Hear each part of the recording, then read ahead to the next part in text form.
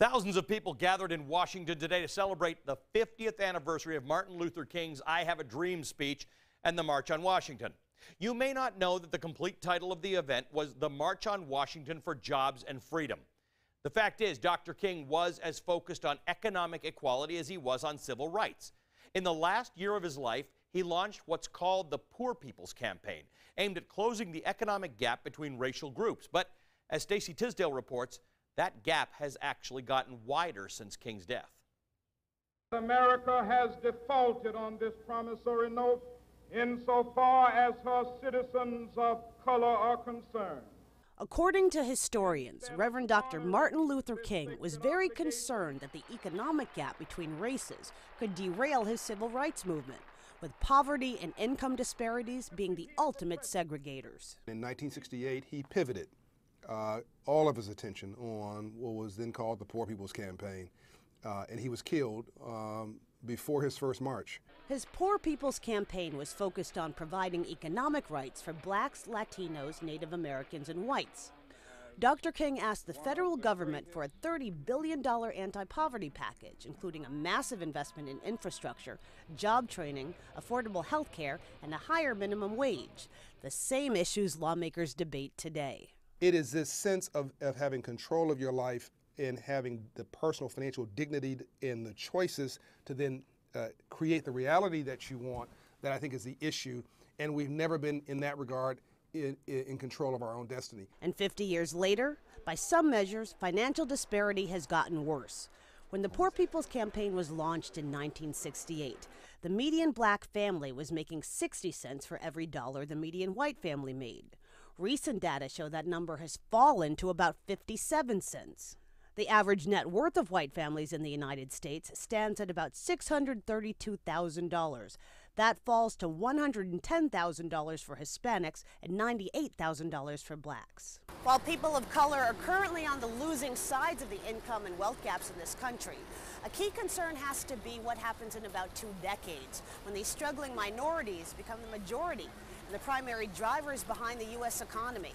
We've got a shift to people of color all around the world, younger and darker. And unless we empower these folks, the world's got a problem. I have a dream that one day this nation will rise up and live out the true meaning of its creed. We hold these truths to be self-evident, that all men are created equal, with an equal chance to enjoy the freedom and peace of mind that come with economic security. Stacey Tisdale, Al Jazeera, New York.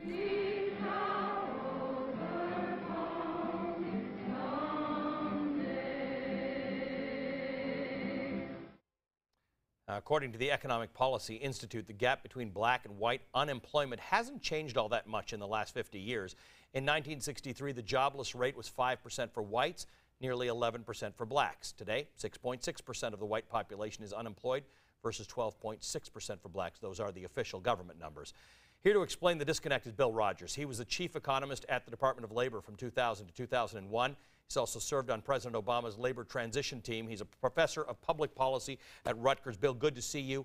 Great to see you, Ali. I want to just pick up on a point that Stacey made there, that as this darker, younger part of our population grows, we all will depend on them to be prosperous and taxpayers and consumers to keep the economy going. So it's actually to all of our detriment that blacks have not made greater advances economically. Yeah, I mean, basically, when I teach with my students in public policy, sort of a little basic macroeconomics. You know, productivity growth, how much we can make, how fast we can make it, plus population growth is equal to economic growth. Right. And so you have 2 dimensions here. We've slowed our investments in human priorities for African Americans and other minorities, and now it's all Americans we've been slowing. And so that's lower productivity, lower economic growth, lower prosperity in the future. And our population, our demography has been changing, as Stacey said, growing, growing, growing. We're not investing in those individuals or making it harder for them to invest. You know, Stacey said that Martin Luther King had asked the government for a $30 billion